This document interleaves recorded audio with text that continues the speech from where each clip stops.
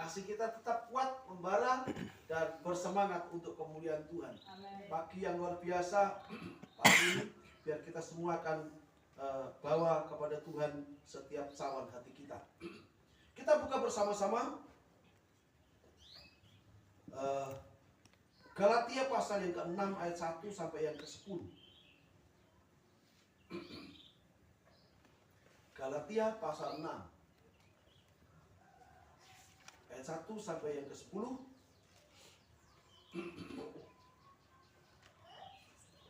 Saling membantulah kamu. Kita baca bersama-sama, perlahan tetapi pasti. 1, 2, 3. Saudara-saudara, kalaupun seorang kedapatan melakukan suatu pelanggaran, maka kamu yang rohani harus memimpin orang itu ke jalan yang benar dan roh lemah lembut, sambil menjaga dirimu sendiri, supaya kamu juga jangan kena pencobaan. Bertolong-tolonglah menanggung bebanmu dengan memenuhi hukum Kristus. Sebab kalau seorang menyangka bahwa ia berarti padahal ia sama sekali tidak berarti, ia menipu dirinya sendiri. Baiklah, tiap-tiap orang menguji pekerjaannya sendiri, maka ia bermegah melihat keadaan sendiri dan bukan melihat keadaan orang lain. Sebab tiap-tiap orang akan memikul tanggungan sendiri. Dan baiklah dia yang menerima pengajaran dalam firman, membagi segala sesuatu yang ada padanya dengan orang yang memberikan pengajaran itu. Jangan sesat, Allah tidak membiarkan dirinya mempermainkan, karena apa yang ditabur orang, itu akan dituainya. Sebab barang siapa menabur dalam dagingnya, ia akan menuai kebiasaan dagingnya. Dan barang siapa menabur dalam roh, ia akan menuai hidup yang kekal dari roh itu. Janganlah kita jemu-jemu berbuat baik, karena apabila sudah dalam waktunya, ia akan menuai jika kita tidak menjadi lemah. Karena itu, selama masih ada kesempatan bagi kita, marilah kita berbuat baik semua orang, tetapi terutama kepada kawan-kawan kita seiman. Kita, puji Tuhan. Renungan saya pada kesempatan ini saya beri judul kualitas kekristenan. Kualitas atau mutu kekristenan. Dan itu seharusnya ada di dalam kehidupan kita. Pernahkah Bapak Ibu Saudara punya konco ngerasani tanggane? Banyak. Pernah dirasani? Pernah ngerasani? Itu luar biasa. Hidup kita itu selalu diwarnai dengan hal-hal yang seperti itu. Tetapi pada kesempatan pagi hari ini, kita akan bandingkan kalau biasa ngerasani, biasa dirasani. Marilah pada kesempatan pagi hari ini kita belajar dari kebenaran firman Tuhan yang menunjukkan bahwa kita bukan tukang rasan-rasan karena ditebus oleh Tuhan. Halo?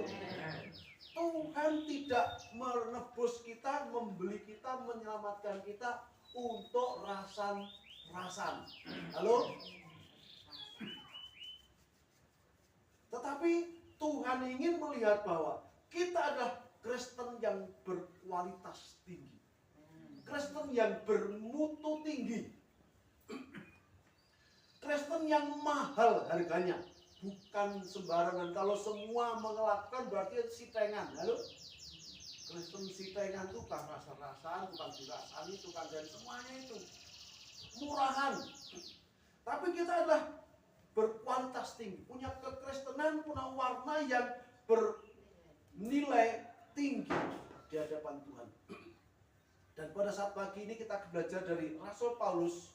Paulus menegur keras kepada sidang jemaat yang ada di Galatia karena terjadi penyimpangan-penyimpangan hidup. Salah satu penyimpangan-penyimpangan itu adalah adanya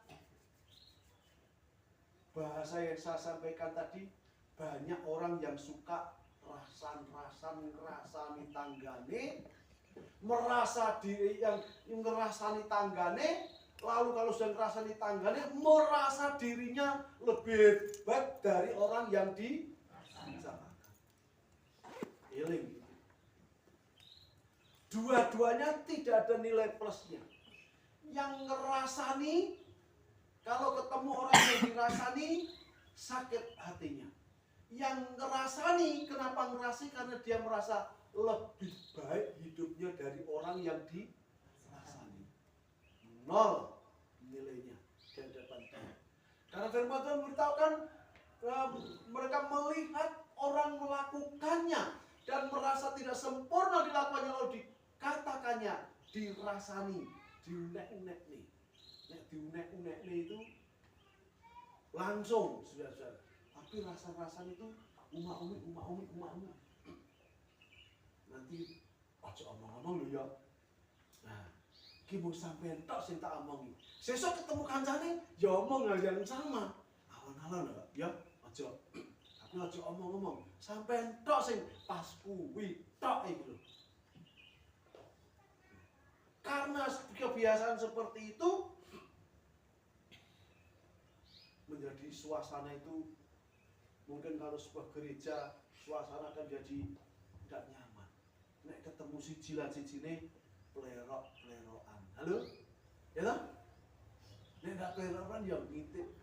Sinis tempat itu supaya ada kesadaran dari kesalahan-kesalahan. Toh memang kita manusia tidak pernah luput dari semua kesalahan. Karena itu setiap orang didasari dengan satu hati yang lemah lembut untuk menyampaikan isi hatinya, nasihatnya, teguran yang terang-terangan kepada setiap orang yang ada di sekelilingnya untuk membantu kualitas hidup yang lebih baik lagi. Wujud kualitas atau sikap Kristen sejati adalah yang pertama, menurut firman Tuhan kita baca, tidak akan menghakimi saudara sedang jatuh yang melakukan pelanggaran. Kalau kita ketahui ada seorang di antara saudara kita yang kurang sempurna hidupnya, melakukan kehendak Tuhan, jangan pernah menghakimi mereka. Sebaliknya, kita hendaknya mengampuni dan mengangkat saudara kita dengan kasih daripada Tuhan. Itu kita bisa melihat di dalam ayat yang pertama dari pembacaan kita. Saudara-saudara, kalaupun seorang kedapatan melakukan suatu pelanggaran, maka kamu yang rohani harus memimpin orang itu ke jalan yang benar dalam roh yang lemah lembut, sambil menjaga dirimu sendiri supaya kamu juga jangan kena pencobaan. Itu nasihat firman Tuhan. Bukan menghakiminya, menjatuhkannya, lalu menyindirnya, tetapi mengampuni dia, mengangkatnya. Dan itu dilakukan bukan oleh sembarang orang, tetapi yang memiliki hati hidup rohani yang lebih tinggi, dikatakan firman Tuhan. Nek tukang ngerasani sama kualitasnya dengan yang dirasani, tetapi yang memberikan nasihat yang penuh kasih memiliki kerohanian yang lebih tinggi dari yang jatuh ke dalam persoalan-persoalan yang ada. Perhatikan. Jadi kalau saudara-saudara ingin menyatakan kualitas hidupmu di hadapan Tuhan dan kebersamaan kita, kalau mendapati seorang yang jatuh dalam persoalan, jatuh ke dalam dosa, bukan ngerasani, tetapi ngomongi dengan hati yang lemah lembut, dengan roh yang lemah lembut, dengan penuh kasih, lalu berjaga-jaga menjaga dirinya, jangan sampai aku juga jatuh ke dalam hal yang sama. Dan banyak orang yang melakukan hal seperti itu. Orang yang jatuh ke dalam dosa begitu dinasehati menjadi bertobat, sadar, oh iya. Bukan hanya oh iya ada yang kadang begitu disampaikan dengan penuh kasih, dengan penuh urapan, dengan penyertaan Tuhan yang ada begitu disampaikan kepadanya. Orang tersebut sesungguhan menyadari keadaannya sendiri dan akhirnya dia mencari Tuhan dengan kesadaran. Tapi beda apabila kita datang kepada orang terus, bukan datang kepada orang begitu mendengar, oh mimin ini ada begini, lalu kita mau menggosipkannya, membicarakannya ngalor itu menjadi modal bicara. Waktu dia mendengar, bukannya sadar bertobat, tapi dia kapan ada kesempatan tak balas, tak omong-omong, dan seterusnya. Tapi nasihat yang sungguh-sungguh, manakala kita mengampuni dia, manakala kita mengangkat dia, manakala memeluk dia, manakala kita menyatakan penerimaan kita, seperti Tuhan Yesus menerima kita, tidak pernah mengungkit-ungkit kesalahan kita. Dia memeluk kita, mengorbankan dirinya untuk kita. Itu hal yang dikehendaki Tuhan.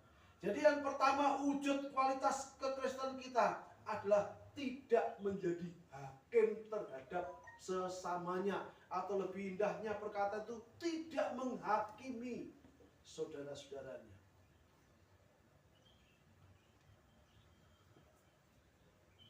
Karena saudara bukan hakim, kita bukan hakim, tidak pernah kuliah hukum. Jangan menghukum saudara-saudara kita. Yang kedua,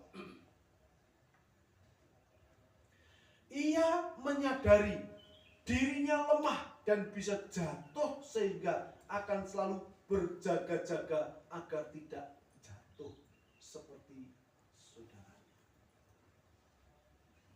Yang kedua, menyadari dirinya bisa jatuh. Kalau orang lain bisa jatuh ke dalam persoalan-persoalan dosa atau kesalahan, kita pun bisa jatuh karena kita manusia yang sama. Kita bukan Superman. Kita juga bukan robot. Kalau hari-hari ini di luar negeri sana sedang dijual dengan obral wanita-wanita cantik. Kalau orang yang tidak mau punya keturunan, kalau orang yang tidak mau ribet beli pasangan hidup robot, cewek diciptakan wanita cantik, kalau pas jalan di tengah jalan tidak akan tahu.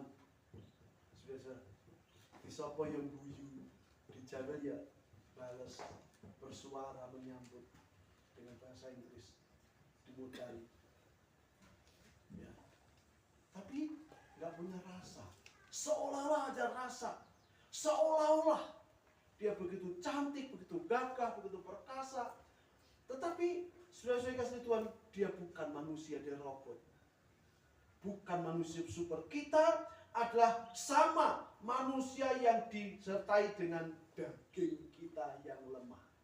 Keinginan daging masih melekat atas kehidupan kita. Kita setiap hari harus sadar bahwa kita bisa jatuh sewaktu-waktu. Karena itu selalu berjaga-jaga. Ayat yang ketiga diberitahukan dalam firman Tuhan. Sebab kalau seorang menyangka bahwa ia berarti, padahal ia sama sekali tidak berarti, ia menipu dirinya sendiri. Orang yang suka usil, suka jahil mulutnya, suka ngerasan-ngerasani, itu adalah orang yang seperti dikatakan firman Tuhan, tidak menyadari siapa dirinya, alias sombong sekali. Kalau sekali tidak apa-apa, sombong hari ini besok tidak ada. Sombong sekali bukan sekalinya, tapi sombong.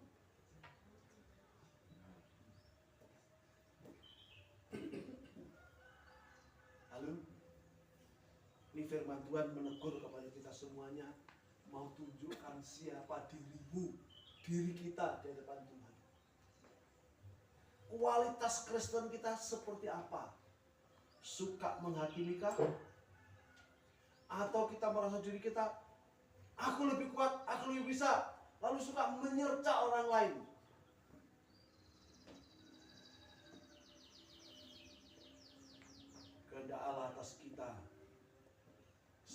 Dalam ayat yang keempat diberitahukan pada akhirnya, bertolong-tolonglah menanggung bebanmu, demikianlah kamu memenuhi hukum Kristus. Tidak merasa diri kuat, diri mampu, tetapi bersedia untuk saling menolong dalam artian nasihat yang kita berikan, petunjuk yang kita berikan atas dasar kasih persaudaraan. Karena memang surat Galatia ditulis oleh Rasul Paulus kepada sidang jemaat itu dengan sebutan sebagai saudara-saudara di dalam Tuhan, saudara-saudara sebagai saudara yang kudus, sebagai jemaat, sebagai sesama. Rasul Paulus tidak menempatkan diri sebagai orang hebat, tapi sebagai sesama saudara dengan orang Galatia. Dia menyontohkan kepada kita supaya kita berbuat yang demikian itu atas kita. Yang ketiga, tidak menilai dirinya sendiri memakai standar manusia, melainkan standar firman Tuhan. Tidak menilai dirinya sendiri memakai standar manusia kita. Aku ini seperti ini. Itu kata firman Tuhan. Aku adalah orang yang baik menurut saya. Aku adalah orang sempurna. Aku adalah orang disiplin. Aku adalah orang yang pintar. Aku adalah orang yang tegas. Itu standar kita manusia.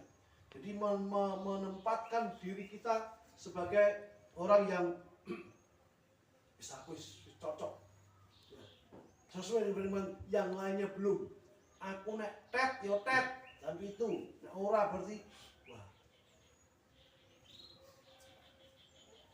Dengan keadaan seperti itu kita menunjukkan siapa diri kita di hadapan ayat 4 dan 5 diberitahukan.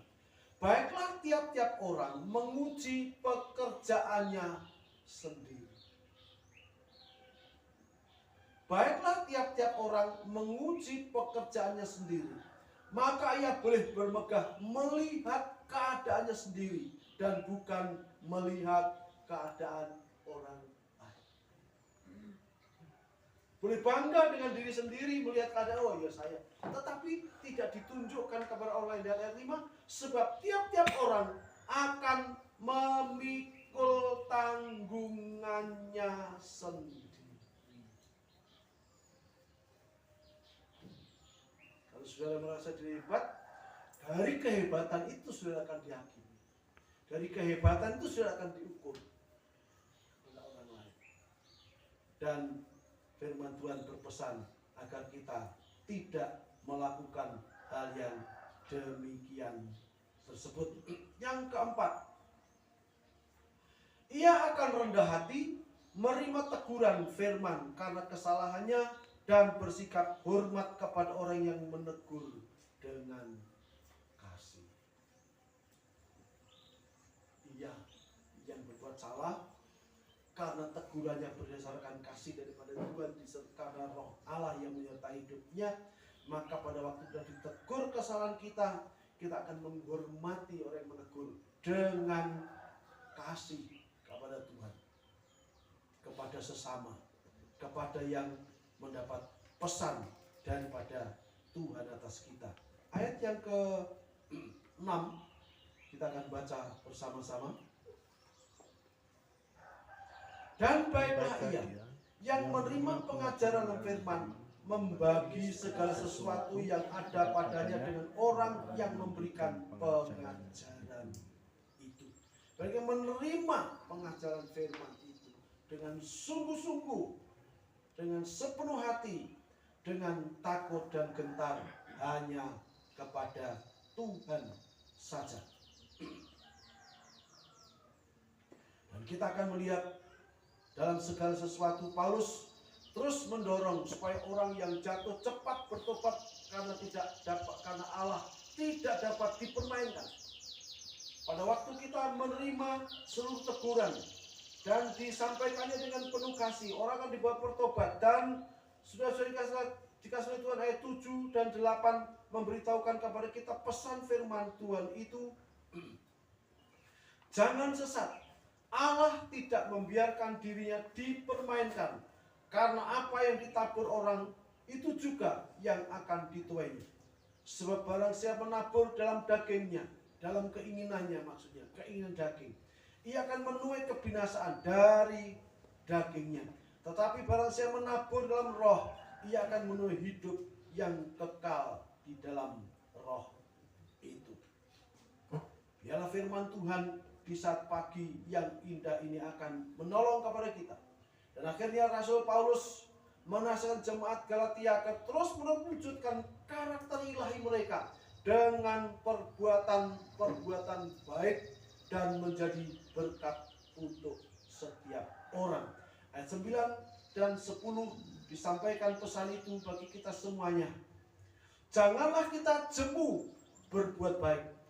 Janganlah kita jemu-jemu berbuat baik. Karena apabila sudah datang waktunya, kita akan menuai jika kita tidak menjadi lemah.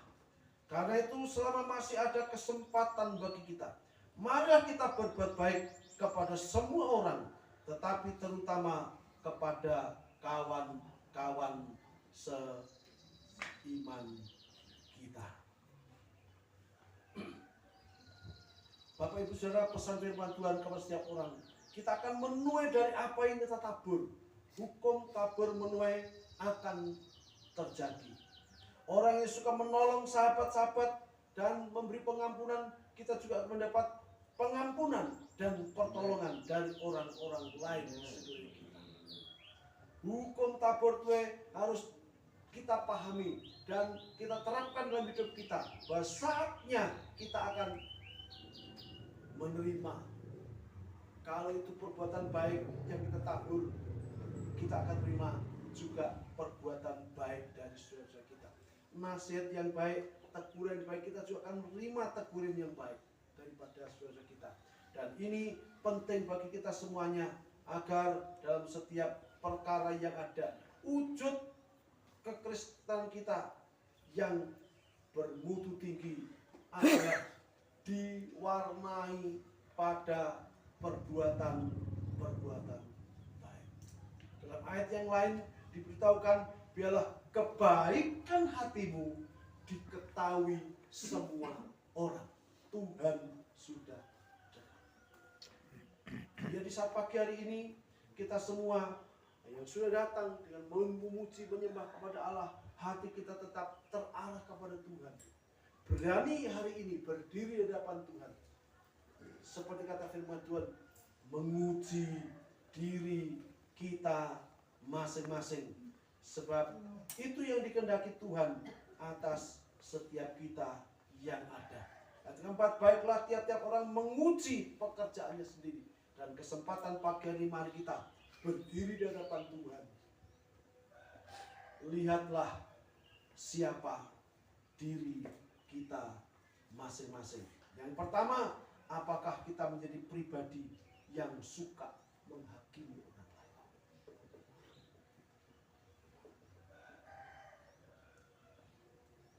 Apakah kita tidak pernah merasa bahwa saya lemah, saya kurang, saya perlu pertolongan orang lain, saya perlu kerjasama orang lain? Atau barangkali kita terlalu berani menganggap saya hebat, sehingga karena kualitas hidupnya merasa dirinya hebat, dia merocos dengan perkataannya untuk tidak menyadari menyakiti orang-orang di sekeliling kita. Dan yang terakhir, apa kita menjadi pribadi yang siap menerima teguran waktu kesalahan, diperbaiki dari kesalahan kita, dan sebisa-bisanya kita selalu menyatakan kepada sekeliling kita perbuatan baik. Perbuatan baik itu tidak sekedar membagi duit, tetapi taruh perhatian penuh kepada sesama kita. Kalau ada yang salah, ditegur, dituntun, didoakan. Kalau kita punya uang, kita membagi puji Tuhan. Memberi kekuatan, kita bagi puji Tuhan. Tapi setidaknya perhatian kita kepada saudara seiman. Oh, saudara kita itu kok tidak ada, kita datangi. Itu adalah perbuatan baik. Dan hal itu dapat kita lakukan saat kita tahu aku lebih, dikasih lebih daripada Tuhan. Bukan lebih duitnya, tapi saya dikasih iman yang lebih tinggi dari yang lain. Kualitas iman yang kita tunjukkan ini tidak usah dipamer-pamerkan, tapi ini dilakukan dengan tulus dan nama Tuhan dipermuliakan. Setiap saudara kita dibangunkan lewat keberadaan setiap kita. Tuhan memberkati kita semua saat ini. Tundukkan kepala bersama-sama. Haleluya.